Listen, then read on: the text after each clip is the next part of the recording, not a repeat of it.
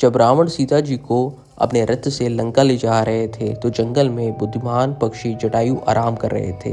सीता की असहाय चीखें सुनकर जटायु रावण के रथ पर सवार हो गए।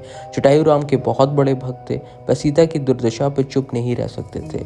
हालांकि बुद्धिमान पक्षी जानते थे कि उनका शक्तिशाली रावण से मुकाबला करना आसान नहीं है, लेकिन वह रावण की ताकत से डरते नहीं थे।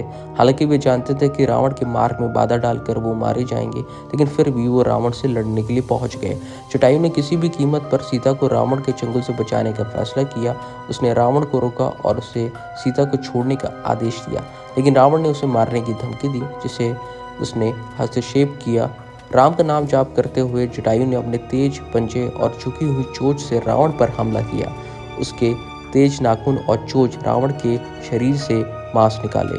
रावण ने अपने हीरे जड़ित तीर निकाले और जटायु के पंखों पर हमला किया।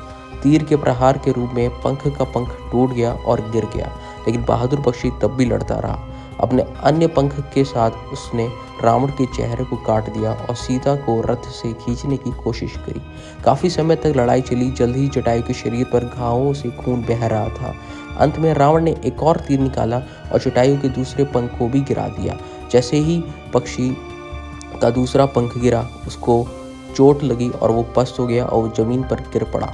जटायु मरने से पहले अपने अंतिम क्षणों में श्री राम से मिलना चाहते थे और उन्हें सीता के बारे में सब कुछ बताना चाहते थे। इसलिए जब वे मर रहे थे तब भी वे नाम का ही नाम दोहरा रहे थे। जब भगवान श्री राम और लक्ष्मण सीता जी की खोज में जंगल में भटक रहे थे तो उन्हें जटायु जमीन पर पड़े हुए मिले और वो श्री राम का नाम ले रहे थे। जटायु ने उन्हें पूरी कहानी बताई कि कैसे रावण ने सीता जी का अपहरण कर लंका ले गए हैं। इस पर श्री राम ने कहा कि आप इस समय अत्यंत कष्ट में हैं, चाहूँ तो मैं आपकी मदद कर सकता हूँ। इस पर जटायु ने उत्तर दिया कि मैं ऐसी मृत्यु प्राप्त नहीं कर सकता और ये मृत्यु मुझे स्वर्ग तक पहुँचा देगी। राम ने कहा कि मैं आपके निधन से दुखी हूँ। लक्ष्मण ने कहा कि यदि आप दुखी हैं तो आप रो क्यों नहीं रहे। जिस पर राम ने उत्तर दिया कि यदि मैं रोऊंगा तो मेरे आंसू जटायु पर गिरेंगे और जटायु को अधिक पीड़ा महसूस होगी, क्योंकि आंसू में नमक है।